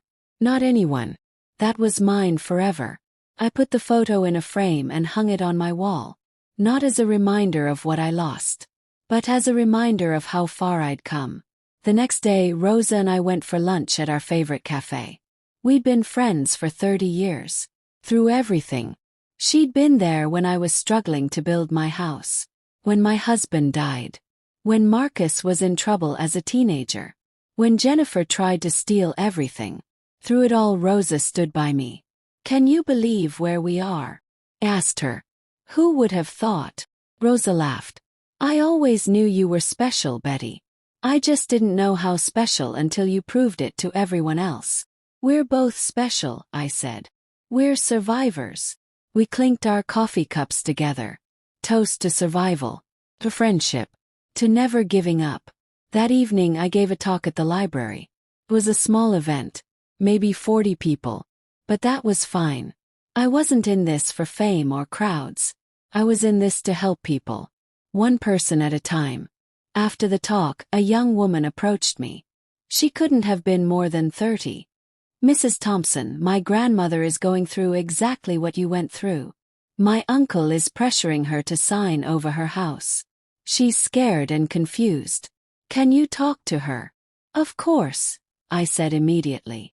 The young woman, Amy, called her grandmother right there. Grandma, I'm with Betty Thompson. Yes, the Betty Thompson. She wants to talk to you. Amy handed me the phone. I talked to her grandmother, whose name was Ruth, for 30 minutes. I told her she had rights. That she didn't have to do anything she didn't want to do. That saying no to family was okay. By the end of the call, Ruth was crying. Thank you. Thank you so much. I thought I was alone. You're not alone, I promised. None of us are. We're all in this together. That phone call reminded me why I did this work. Not for the awards or the recognition. For the Ruths of the world. For the scared, confused, pressured seniors who needed someone to tell them they mattered. The seasons changed again. Fall arrived with its beautiful colors. I loved fall. The cool air. The changing leaves. The feeling of transition. I was 79 now. Hard to believe. Where had the time gone? But I wasn't sad about aging. Every year was a gift. Every day was an opportunity. Marcus threw me a surprise birthday party. When I walked into the room, everyone I loved was there. Rosa, Mr. Wilson, Margaret, George, Patricia, David the lawyer, Linda the documentary filmmaker, Amy and her grandmother Ruth. Even some people I'd helped through the support groups but hadn't seen in years. Surprise! They all yelled. I was completely shocked. Completely moved. You all came, I whispered. Of course we came, Marcus said. You've been there for all of us. Now we're here for you. The party was wonderful. We ate cake, shared stories, laughed until we cried. Ruth pulled me aside at one point. I want you to know I kept my house. My uncle is angry but I don't care anymore. I'm living in my life. And it's all because you talked to me that day. I hugged her tight. I'm so proud of you, Ruth. I joined a support group in my town, Ruth continued. I'm even thinking about leading one someday. Helping others like you helped me. That's wonderful, I said. That's exactly how it should work. We help each other. We lift each other up. The party lasted for hours. As it was winding down, Marcus asked everyone to gather around. I want to say something, he announced. The room got quiet. 9 years ago, I made the biggest mistake of my life. I tried to take my mother's house. I listened to the wrong person. I forgot everything my mom taught me about respect and love. And I almost lost her forever. His voice cracked with emotion. But my mom gave me a second chance. She didn't have to. She could have cut me out of her life completely. But she didn't. She let me prove I could change. And because of that I have my mom back. My kids have their grandma. And I learned what real love looks like. Everyone was wiping their eyes. Marcus turned to me. Mom, you're the bravest person I know. Thank you for never giving up. On yourself. Me. On all of us. I couldn't speak. I just hugged my son while everyone clapped. That night, after everyone left and I was back in my apartment with Daisy, I sat quietly reflecting. 9 years had passed since that terrible day when I overheard Jennifer's phone call. 9 years since my world fell apart. But in those 9 years, I'd built something better than a house. I'd built a legacy of strength, a movement of empowerment, family based on real love, not obligation. I'd found my voice and used it to help others find theirs. Not bad for someone who once hid behind tomato plants, afraid and alone. The next morning I received an email that made me smile. It was from a university. They wanted to offer me an honorary degree for my advocacy work. An honorary degree. I read it 3 times to make sure I understood correctly. Me, Betty Thompson, who never went to college, was being honored by a university. Called Marcus immediately. They want to give me a degree. He laughed with joy. Mom, that's incredible. Course they do. You've changed thousands of lives. The ceremony was in the spring. I wore a cap and gown just like a real graduate. Elizabeth thought it was hilarious. Gamma looks funny, she giggled. Gamma looks distinguished, Rachel corrected with a smile. When they called my name, I walked across that stage with my head held high. The whole auditorium stood and clapped. For me. for everything I represented. The university president shook my hand. Mrs. Thompson, you've shown us that education comes in many forms. You've taught us about courage, resilience, and dignity. We're honored to recognize you today. Gave a short speech. I never imagined I'd be standing here. I'm just a simple woman who made a hard choice.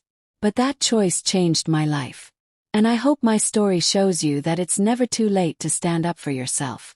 Whether you're 20 or 80, your voice matters. Your life matters. Don't let anyone tell you otherwise. The applause was deafening. After the ceremony, dozens of students came up to me. My grandmother needs to hear your story. You inspired my whole family. Can I take a picture with you? I took pictures with everyone who asked. These young people gave me hope. They were learning early what took me 70 years to understand. That self-respect isn't selfish. That boundaries are healthy. That saying no can be an act of love. Summer came, hot and bright. I spent my days painting in the cool morning hours and resting in the air-conditioned apartment during the afternoons. My art was selling better than ever. Galleries across the country wanted my work. But I kept my prices reasonable. I didn't paint for money. I painted for joy. And if someone bought a painting and it made them happy, that was enough for me. One July afternoon, there was a knock on my door. I wasn't expecting anyone. When I opened it, I was shocked. It was Jennifer.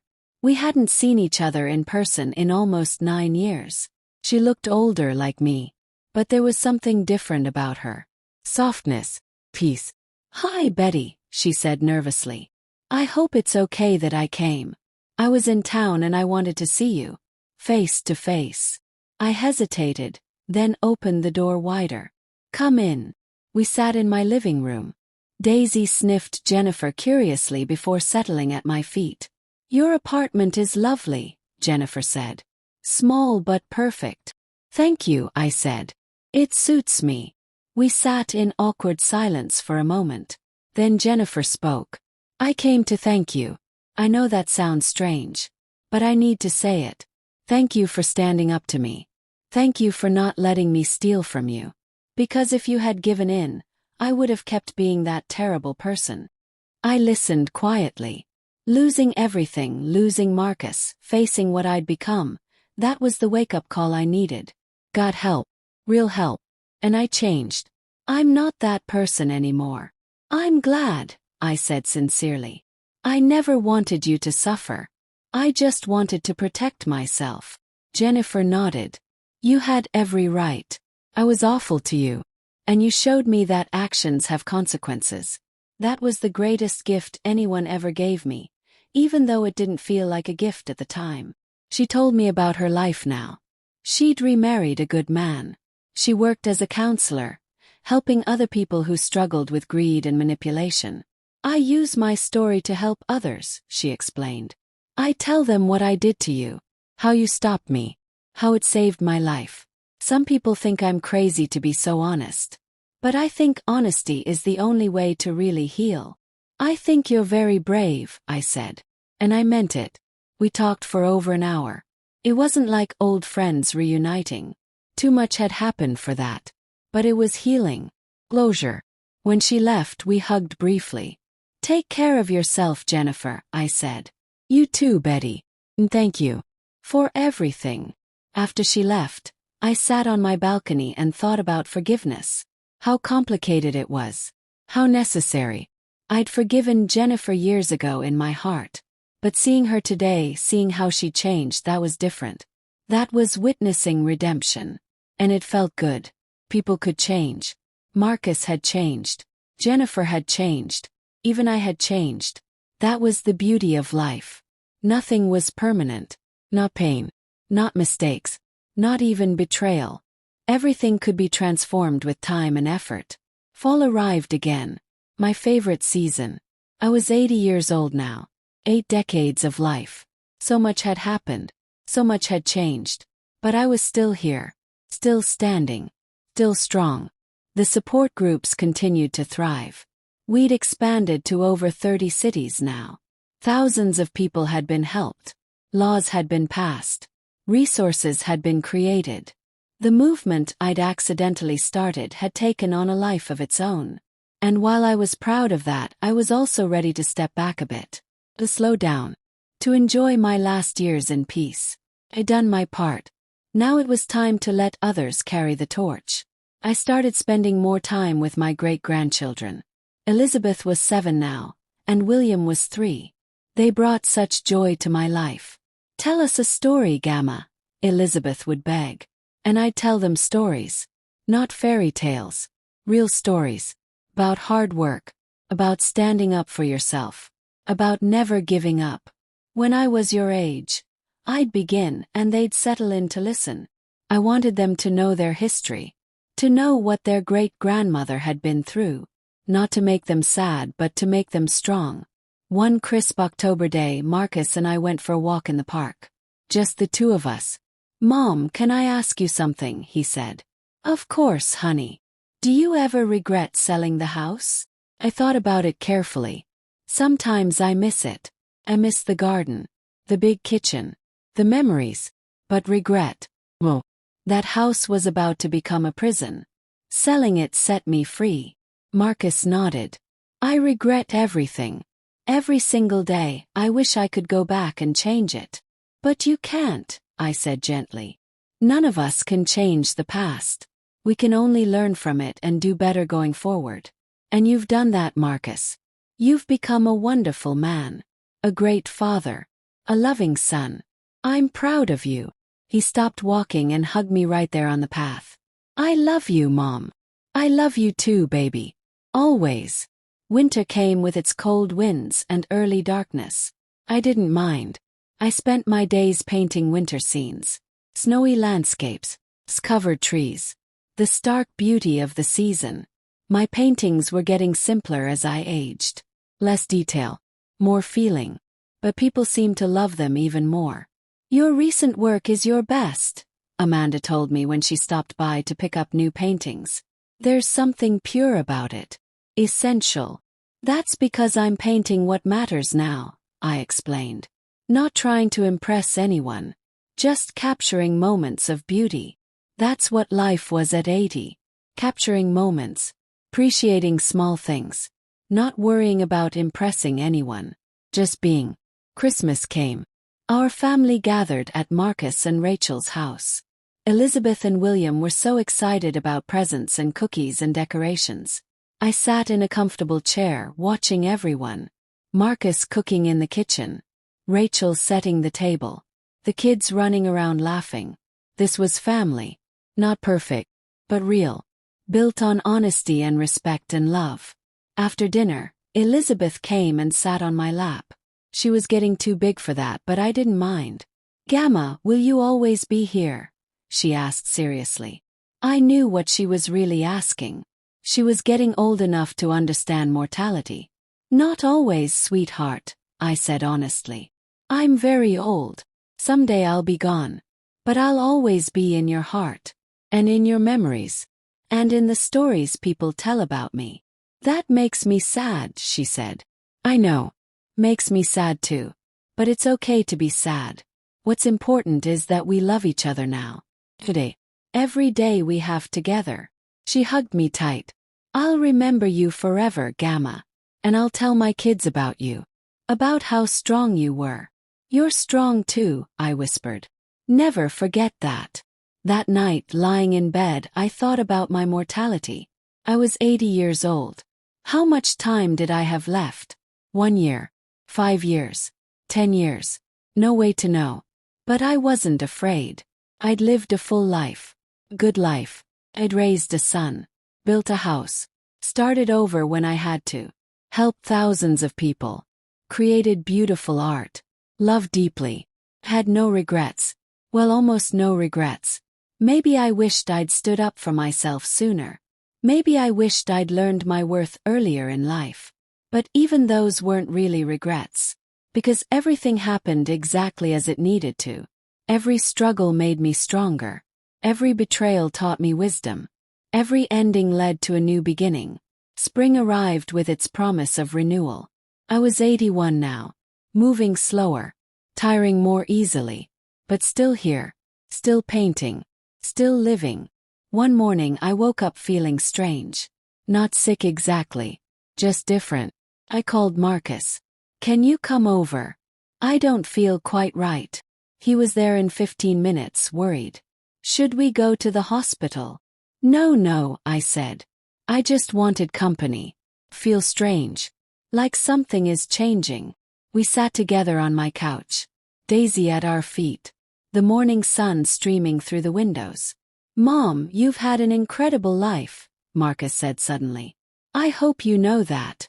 I do know that, I smiled. And most of it was because of you. You gave me purpose. A reason to work hard. A reason to keep going. You gave me everything, Marcus said, his eyes wet. And I almost threw it away. I'll never forgive myself for that. You need to forgive yourself, I said firmly. I forgave you years ago. Now it's your turn. Let it go, Marcus. Be free. We talked for hours that day. About everything. His childhood. My struggles. His mistakes. Our reconciliation. The grandkids. The future. Felt like we were wrapping something up. Completing a circle. When he left, he hugged me extra long. I love you, Mom. More than anything in this world. I love you too, baby. You're my greatest achievement. Not the house. Not the advocacy work. Not the art. You're everything. That night, I wrote in my journal one last time. Dear Journal, I'm 81 years old. I've lived a long, full, complicated, beautiful life. I've been hurt. I've been betrayed. I've been knocked down. But I always got back up. Always. And that's what I want people to remember about me. Not that I was perfect, but that I was persistent. That I never gave up. That I chose myself when I needed to. That I stood up for what was right, even when it was hard. To anyone reading this someday, remember this. You are valuable. You are worthy. You deserve respect. And it's never, ever too late to stand up for yourself. Don't let anyone make you feel small. Don't let anyone take what's yours. Don't let anyone convince you that you don't matter. 'Cause you do matter. Every single one of us matters. This is Betty Thompson signing off. Still standing. Still strong. Still free. I closed the journal and smiled. Whatever came next, I was ready. The months that followed were peaceful. I continued my routine as much as my body allowed. Some days were good. Some days were harder. But every day I was grateful. Marcus visited often, sometimes with the kids, sometimes alone. We'd gotten so close over these past 9 years. Closer than we'd ever been when he was young. Sometimes pain brings people together in ways joy never could. One beautiful May afternoon, I was sitting on my balcony painting when Elizabeth ran out to join me. She was 8 now, tall and curious and smart. Gamma, teach me to paint flowers like you do, she said. So I did. We spent the whole afternoon painting together. Her flowers were simple and childish, but full of life. These are beautiful, sweetheart, I told her.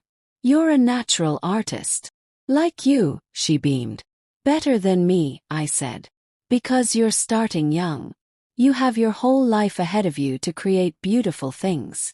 She looked at me seriously. Daddy says you're the most important person in our family. Because you taught everyone to be strong. Your daddy is sweet, I said. But you're all important. Every single person in a family matters. That's what I learned. We all matter equally. I want to be like you when I grow up, Elizabeth declared. Strong and brave and not scared of anything. Oh, honey, I was scared of lots of things, I admitted.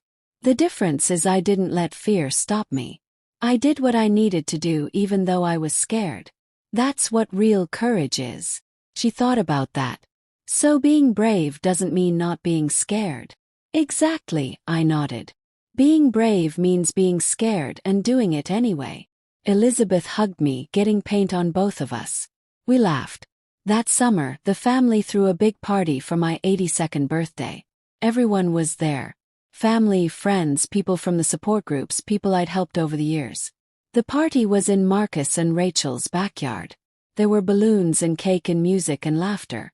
At one point, someone clinked a glass to get everyone's attention. It was Margaret from the support group. "I want to say something about Betty," she announced. The yard went quiet. 10 years ago I was broken. My son was trying to control my life. I felt worthless and alone. Then I met Betty. She didn't just help me. She saved me. She showed me I had value. That I deserved respect. That I could say no." Margaret's voice shook with emotion. "Betty started a movement. She changed laws. She helped thousands of people. But more than that, she showed us how to live. With dignity. With strength. With grace. Betty, you're my hero. And I'm not alone in feeling that way. Everyone here has been touched by your courage.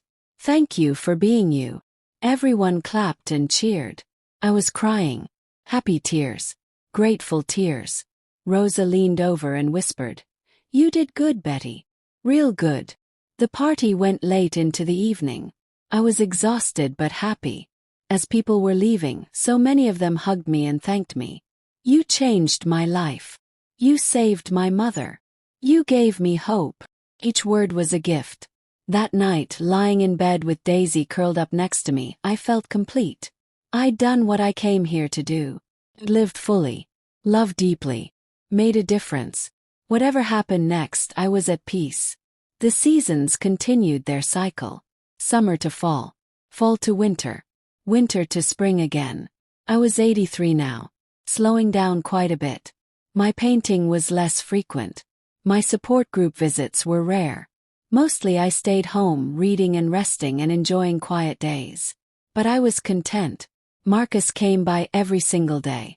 Sometimes just for 10 minutes. Sometimes for hours. We'd have tea and talk about nothing and everything. "I don't want to miss any time with you," he explained. "I wasted enough years being stupid. Now I'm making up for it." "You're a good son," I told him. "The best son." One April morning, I woke up knowing something had changed. My body felt different. Tired in a way that sleep wouldn't fix. I called Marcus. "I think it's time," I said calmly. "Time for what, Mom?" His voice was panicked. "Time to start preparing." "I don't think I have much longer, sweetheart. I can feel it." He was at my apartment within minutes, tears streaming down his face. "No, Mom. Not yet. Please." "It's okay," I soothed him.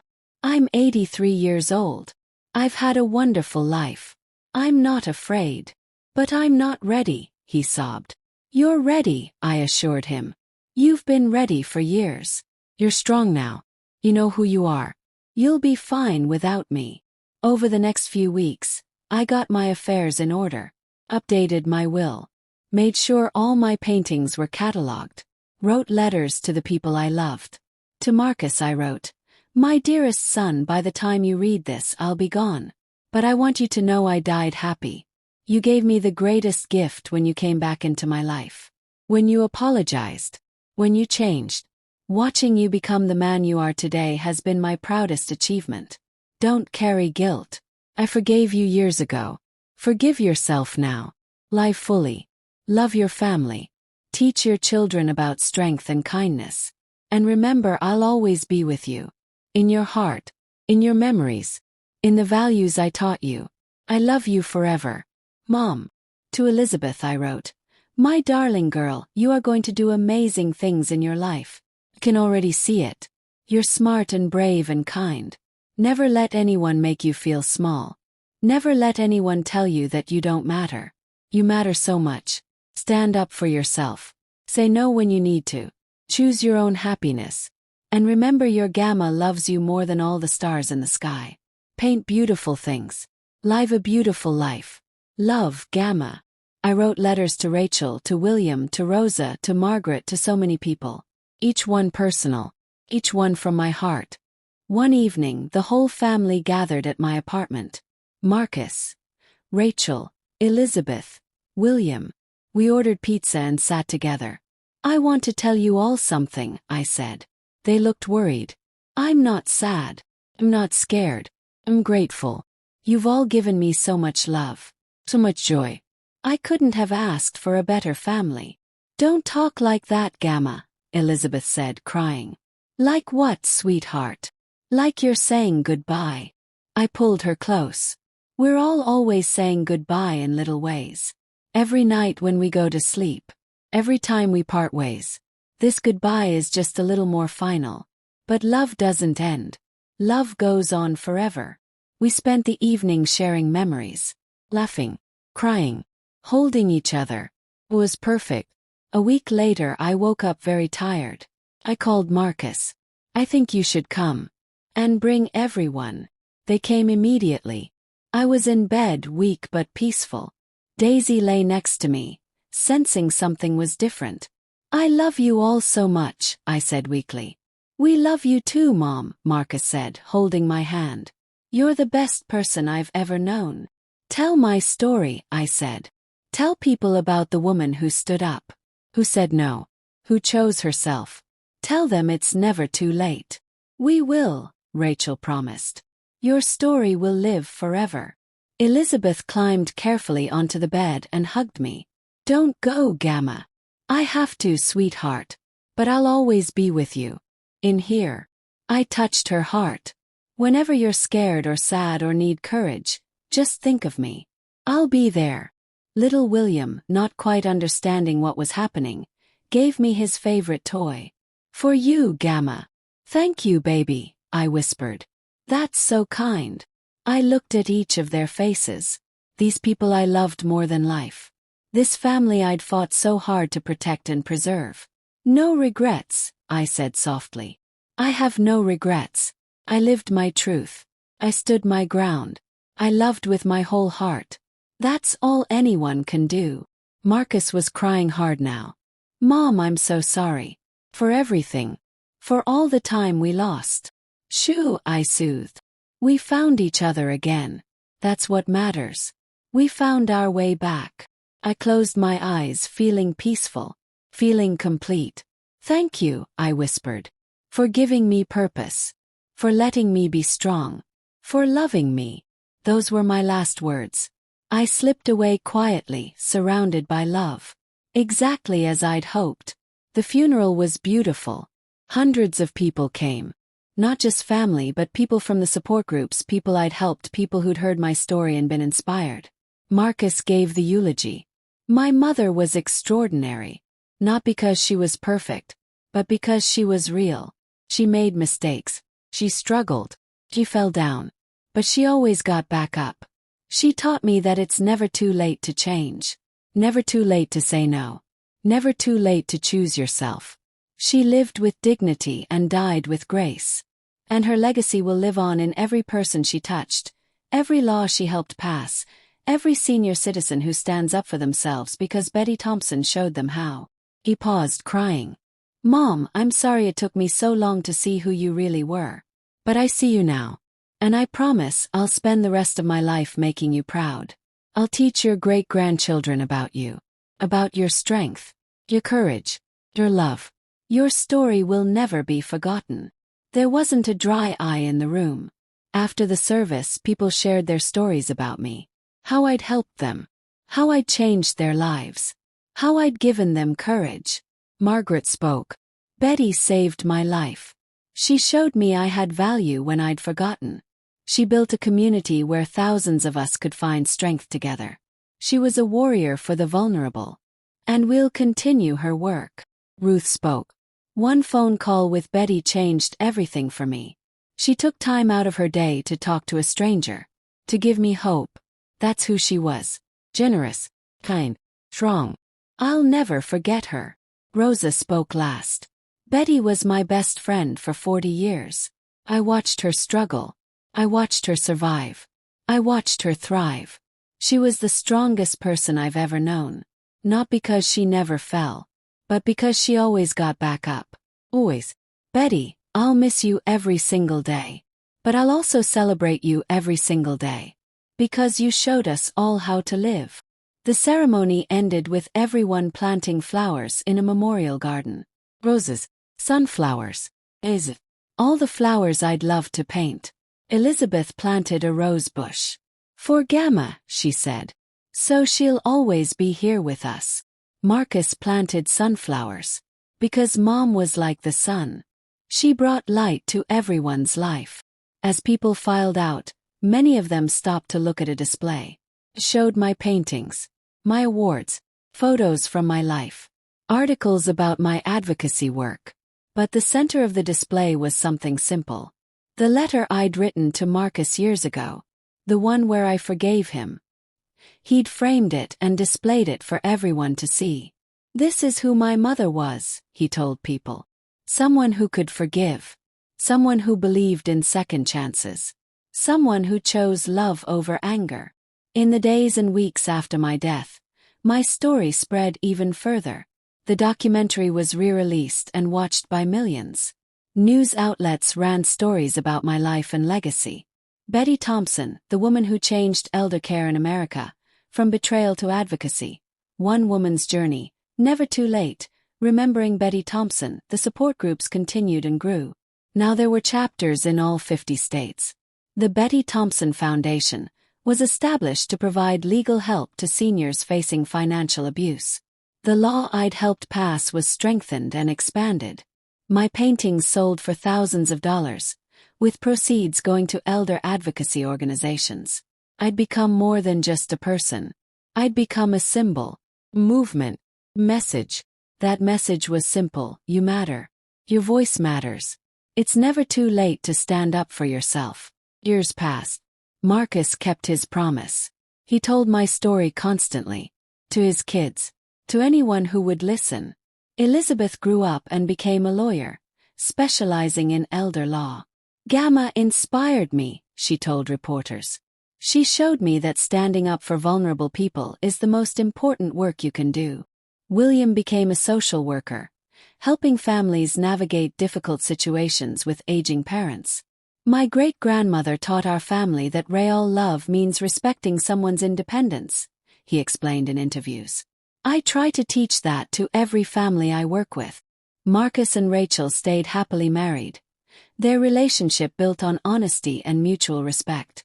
Everything I tried to teach them, they'd learned. Everything I'd fought for, they carried forward. And my story continued to help people. Every day, somewhere in the country, a senior citizen stood up for themselves, said no to a demanding family member, chose their own path. And often they'd say, I learned from Betty Thompson. If she could do it at 70, I can do it too. That was my legacy. Not a house, not money, not even art. My legacy was empowerment, courage, self-respect.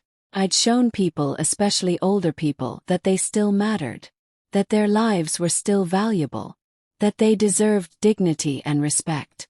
And in doing that, I'd found my own dignity and respect, my own value, my own voice. 10 years after my death, they unveiled a statue in the park where I used to walk Daisy. It showed me sitting on a bench, painting flowers, with a small dog at my feet. The plaque read, Betty Thompson, 1943 to 2026. She showed us that it's never too late to stand up. Never too late to say no. Never too late to choose yourself. Her courage changed thousands of lives and transformed how America protects its elders. May her strength inspire us all. Elizabeth brought her own children to see the statue. My great-great-grandchildren. This is your great-great-grandma Betty, she told them. She was the bravest person I ever knew. The children touched the statue with wonder. Tell us about her, they begged. And Elizabeth did. She told them about the house, about the betrayal, about selling everything and starting over, about the support groups and the advocacy work, about the laws that changed, about the thousands of people whose lives were touched. The most important thing Grandma Betty taught us, Elizabeth said, is that your life belongs to you. Nobody else gets to decide how you live it. Not your children. Not your family. Not anyone. You get to choose. Always. The children listened with wide eyes, absorbing the lesson. Was she scared?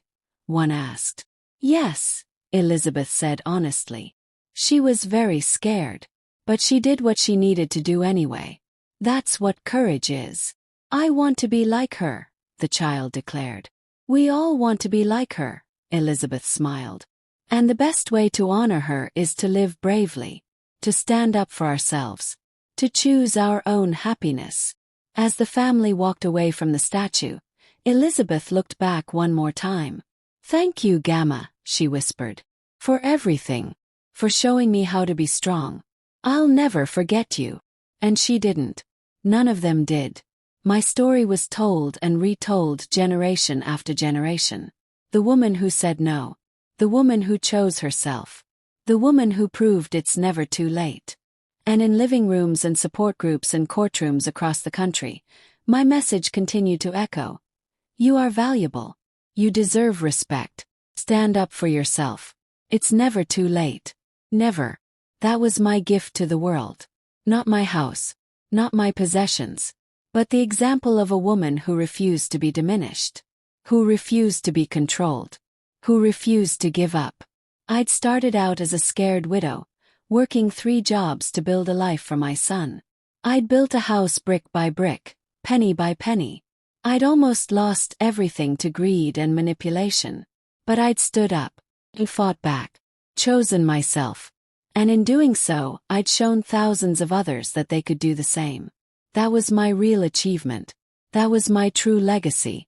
Not the bricks and mortar of a house, but the strength and courage of a spirit that refused to be broken.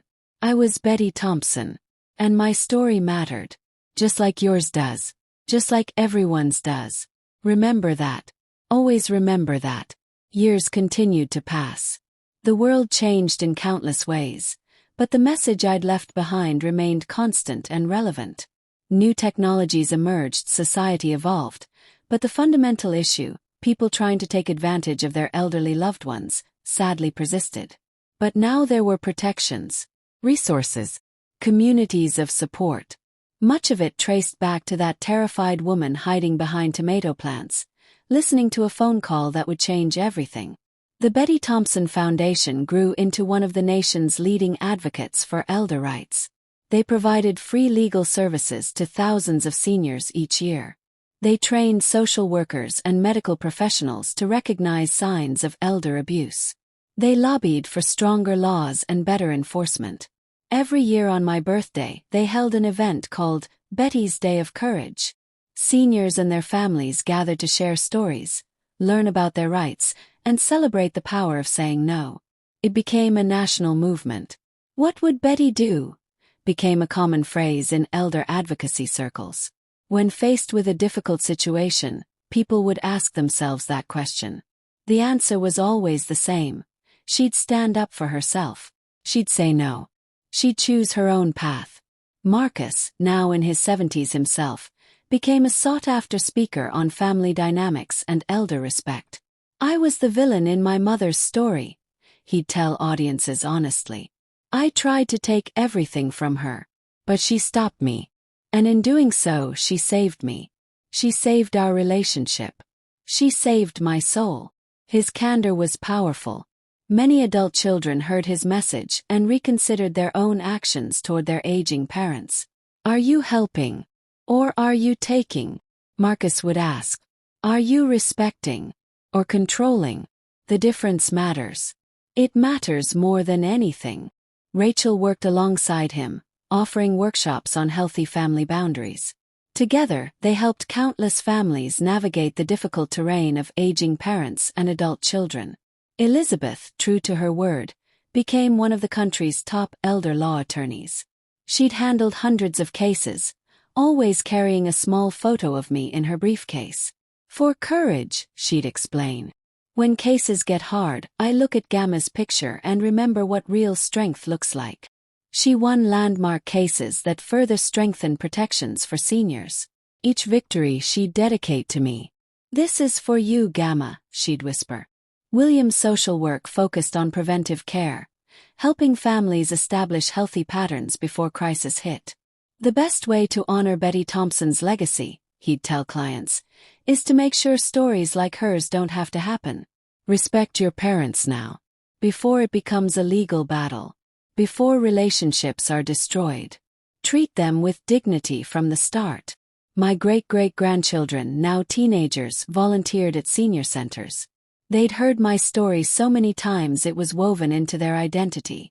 "Our great-great-grandma changed the world," they'd tell their friends with pride. She showed everyone that old people aren't weak. They're strong. They deserve respect. Even people who'd never known me personally felt connected to my story. It had become part of the cultural conversation about aging, family, and dignity. In schools, my story was taught as an example of courage and self-advocacy. Betty Thompson stood up for herself at 70, teachers would say.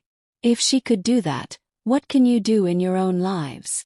Young people learned early that respecting elders wasn't just about being polite.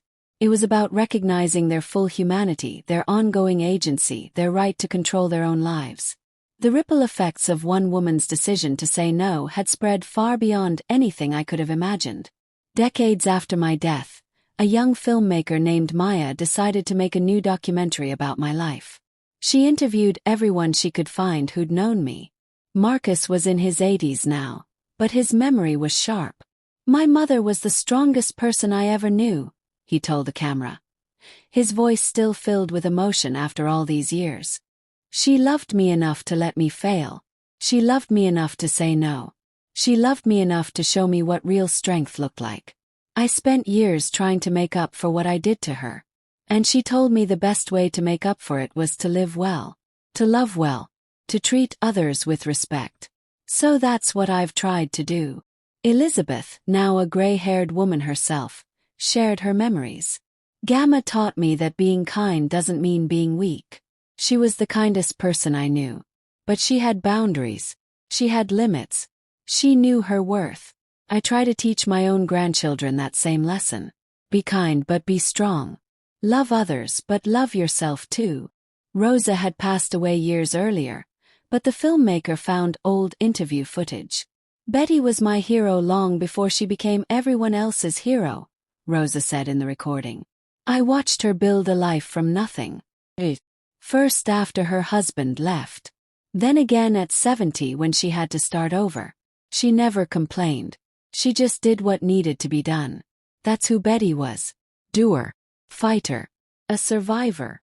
The documentary included interviews with people I'd helped through the support groups. Some were now elderly themselves, but they remembered. Betty saved my life, one woman said. I was about to sign over everything to my daughter. I thought I had no choice. Then I met Betty. She looked me in the eye and said, "You always have a choice." Those words changed everything. A man shared, "My son was pressuring me to move out of my house. I felt so guilty for wanting to stay. Like I was being selfish." Betty helped me understand that keeping what's mine isn't selfish. It's self-respect. That distinction saved me. The documentary showed footage of the statue in the park. Children playing around it. People taking pictures. A steady stream of visitors leaving flowers at its base. Betty Thompson has become more than a person, the filmmaker narrated. She's become a symbol. A reminder that it's never too late to stand up. Never too late to change your life. Never too late to choose yourself. The documentary ended with my own words, taken from an interview I'd done years before my death. My voice, older and slower but still strong. I want people to know that age doesn't make you less valuable. Being old doesn't mean being helpless. You still matter. Your voice still matters. Your choices still matter. Don't let anyone convince you otherwise. I lost my house, but I gained myself. And that was the better trade. Always choose yourself. Always. Because if you don't stand up for you, who will? The documentary became required viewing in nursing schools, social work programs, and geriatric care facilities across the country.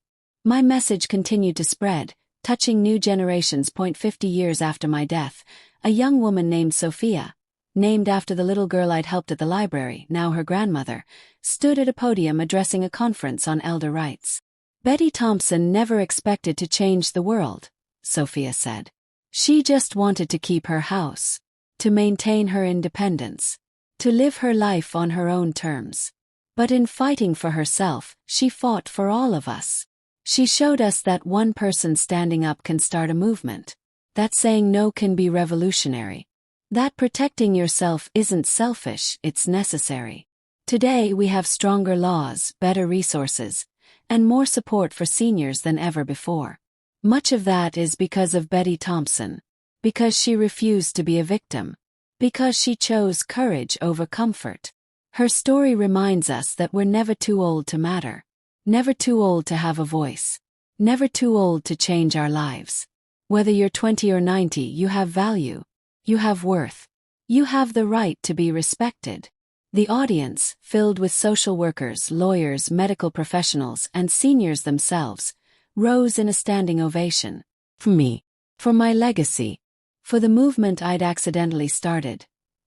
After the conference, Sophia visited my statue in the park.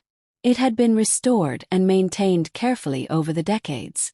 The flowers at its base were always fresh, left by grateful visitors. "Thank you, Betty," Sophia whispered, touching the bronze hand holding a paintbrush. "You helped my grandmother. And my grandmother helped my mother. And my mother helped me. Your courage echoes through generations." She stepped back and looked at the face captured in bronze. My face. Older, lined with years, but peaceful. Strong. At peace. The statue had become a place of pilgrimage. People came from all over the country to see it. To pay their respects. To draw strength from my story. Some left notes. "Betty, I said no today. Thank you for showing me how. I kept my house because of you. You saved my mother's life. My grandmother lived with dignity because you lived with courage." The notes were collected and preserved at the Betty Thompson Foundation, a testament to lasting impact one person could have. As the sun set that evening, casting golden light across the park, families walked by the statue. Parents pointed me out to their children. "That's Betty Thompson," one father said. "She's a hero. She showed everyone that you're never too old to be brave." His daughter looked up at the statue with wide eyes. "I want to be brave like her." "Then be yourself," the father said. "Stand up for what's right. Choose your own path. That's what Betty would tell you." The little girl nodded seriously, taking the lesson to heart. Another generation learning from my example. Another child understanding that strength comes from within, that courage is a choice, that it's never too late. And somewhere, if there's an afterlife, I hope I was watching. I hope I could see how my one decision to stand up, my one choice to say no, had rippled outward through time and space, touching lives I'd never met, helping people I'd never know. My house was long gone, probably rebuilt or renovated beyond recognition. But my legacy remained. Stronger than any building. More lasting than any structure of wood and brick. Because I'd built something better than a house. I'd built a movement. Message. A reminder that every person, no matter their age, has value and deserves respect. That was my gift to the world. Not perfect. Not planned. But real. Honest. True. I was Betty Thompson. Widow. A mother. An artist. An advocate. A fighter. But most importantly, I was a woman who knew her worth. Who stood up for herself. Who chose her own path. And that made all the difference. Until next time, this is Granny's voice, reminding you to live with courage, love with honesty, and never forget your worth.